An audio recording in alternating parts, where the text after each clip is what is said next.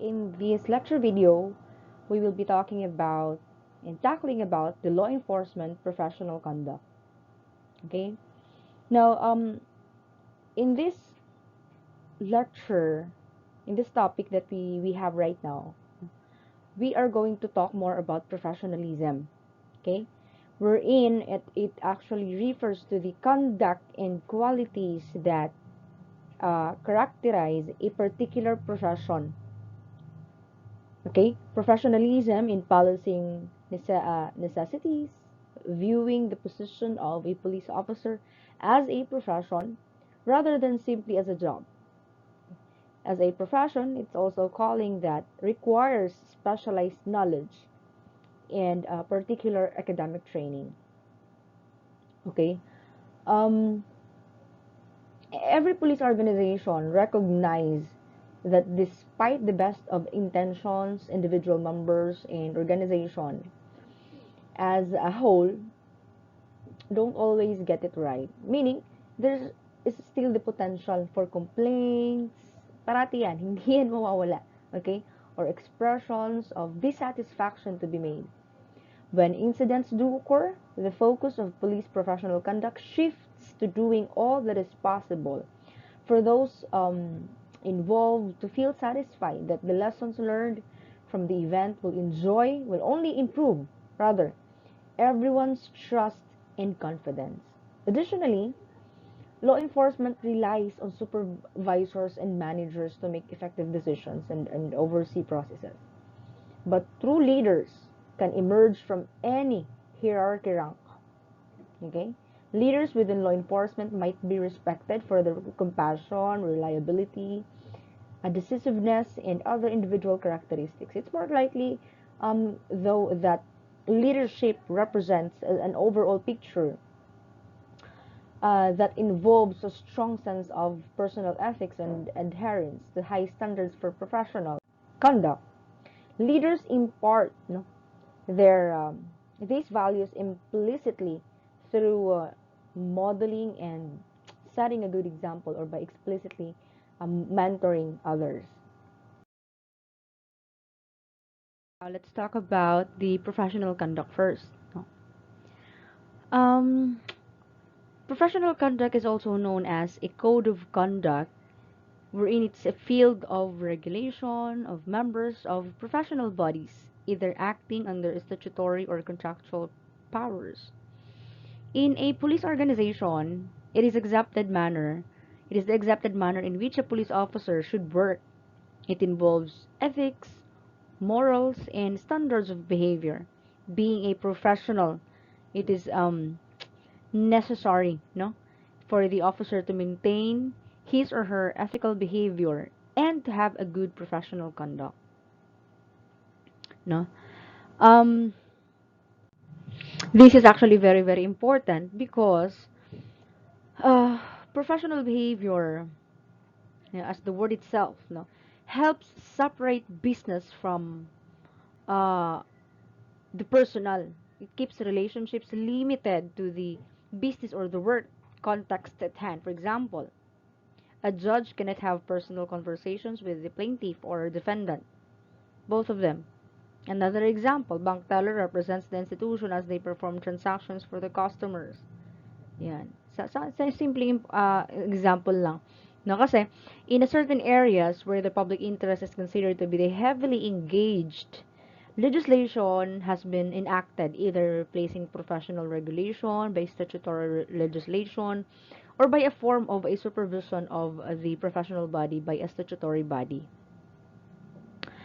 Now, among the police officers, one way to maintain good professional conduct can be attained by ensuring the confidentiality and objectivity of the investigation.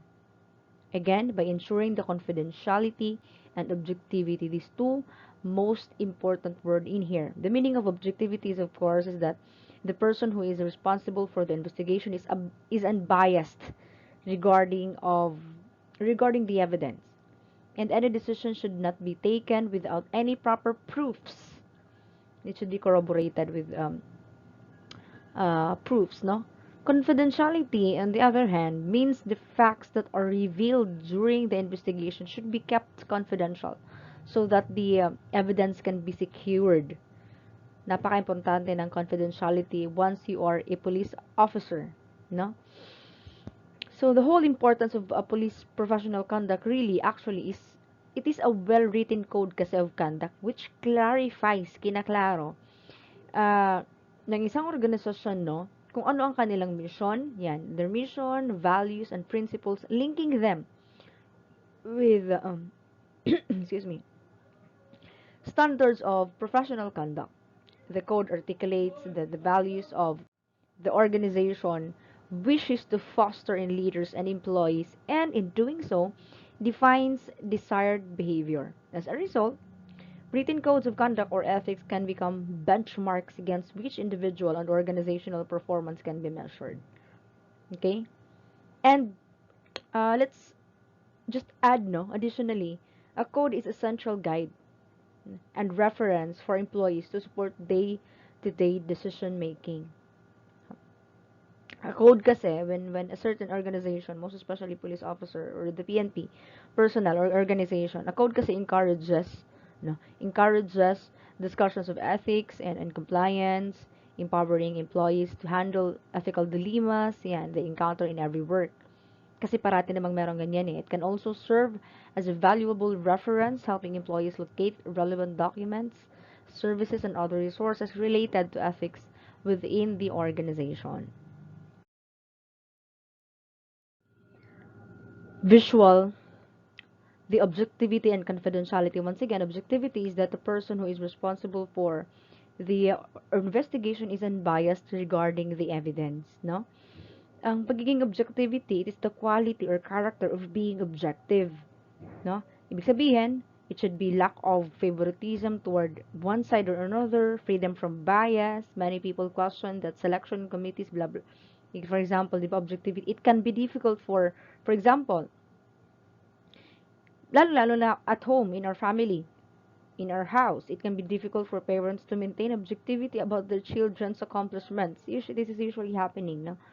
But in an organization like PNP, uh, objectivity must be um, characterized and practiced. Next, confidentiality means yan, that the facts that are revealed during the investigation should be kept confidential, no? Unless gaya ng nakalagay sa Code of Ethics of Law Enforcement nyo, um,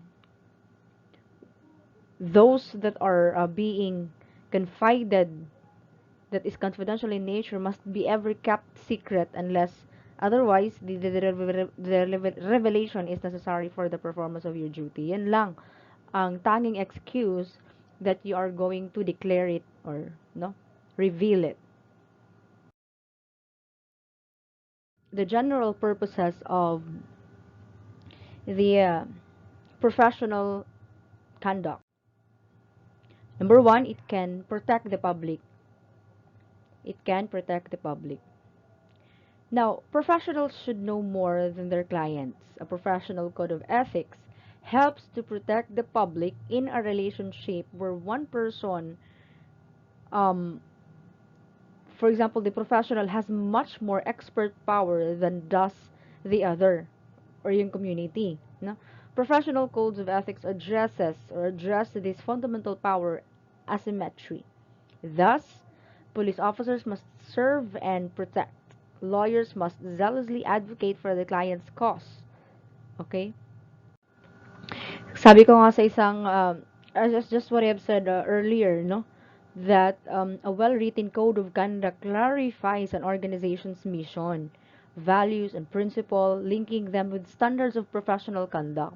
Now, by that way, how can the public be able to be protected?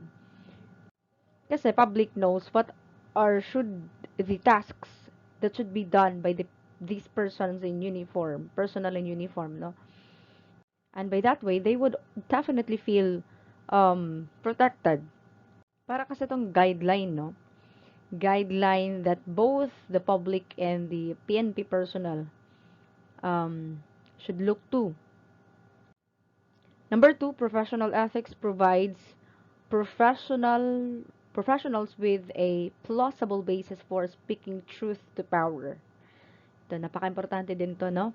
Thus, if the government or organization wants to play fast and loose with the whole range of ethical issues in the realm of peace and order and law, no, then the profession can call foul and point to its code of ethics as a credible, countervailing force. Now, kung ayaw ng isang organisasyon na magkaroon ng maraming issue, unethical issues, no, in the realm of peace and order and law, well, no, kasi may code eh, may basis. Tinatawag natin guidelines. This code is actually called as guidelines. Guidelines of a certain organization that should be followed unless otherwise, if not, okay, there would be actually definitely corresponding administrative cases by that. Kaya nga, these police officers, these persons, these people in the organization knows how really, actually really knows what are the importance of these codes are. And alam nila na, kaya nga professional ethics, ito ang professional ethics provides professionals with a plausible basis for speaking truth to power kasi alam nila what would be the consequences of if it's not followed or hindi magagawa. Okay? Lastly, number 3, a professional code of conduct can help a young professional navigate ambiguous or stressful situation. What does this mean? The collective wisdom of the profession has seen many challenging cases and made the tough calls. Correct. And therefore, it should reflect this accumulated wisdom in its professional ethics, which are uh, often written down, published, updated, and reinforced. Reinforced pa nga with mechanisms like continuing education.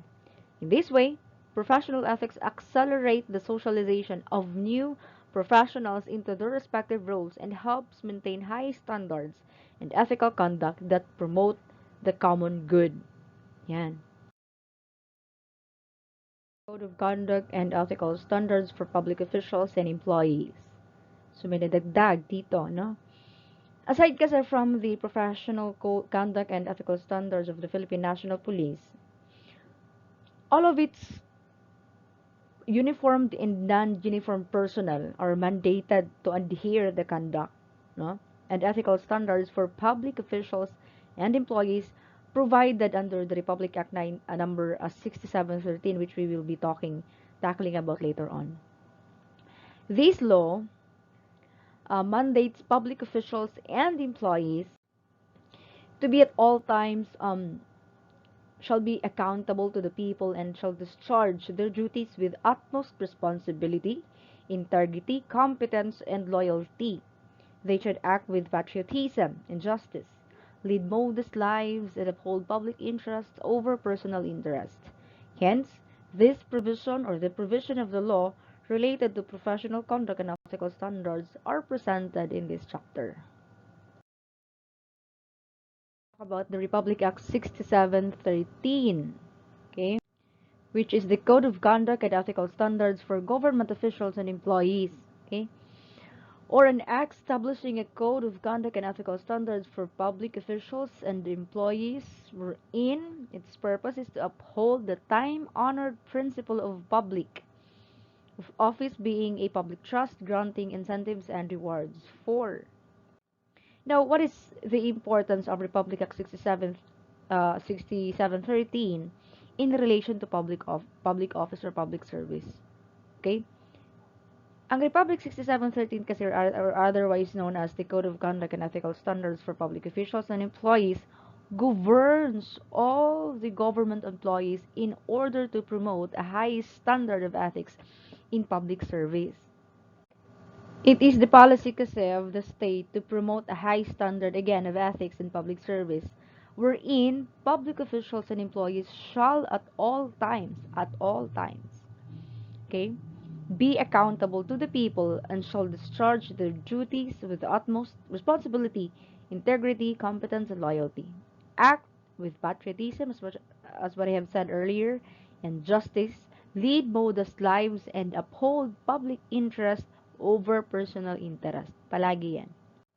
And the content of this law are, of course, the definitions of terms ng ng government, public officials, gifts, andyan yan, receiving any gifts. It also has um, details about the norms of conduct of public officials and employees, and ano ba dapat.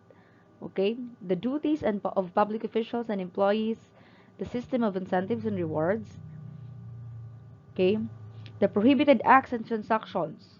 Ano yung mga uh, nakadeklarang bawal gawin, and its corresponding consequences as well. Statements and disclosure, ayan.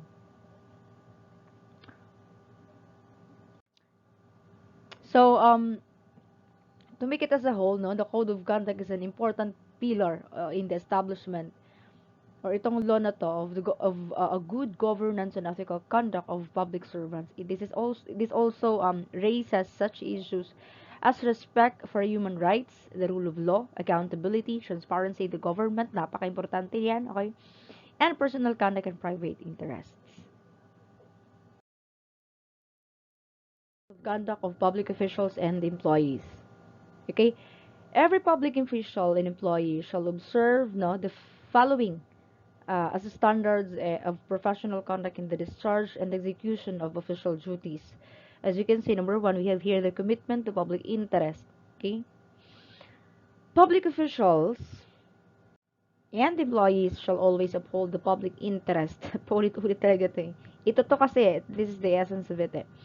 Public interest over and above personal interest. Yan. All government resources and powers of the respective offices must be employed and used efficiently, effectively, honestly, and economically, mainly to avoid wastage in public funds and revenues. Okay? That's also one of the importance of it. Okay, kasi as a government employee or elected official, kasi public official din naman yan, ang elected officials, they are actually the examples of those. Your commitment is to serve others, for example, the public interest. Okay, your role is, at many times, that of a leader. To execute your job, you have certain powers conveyed to you. The power invested in a single individual can truly make difference in the lives of many. Okay? Next. Okay, as mentioned earlier, no? Professionalism. Public officials and employees shall perform and discharge their duties with the highest degree of excellence, professionalism, intelligence, and skill. What does this mean?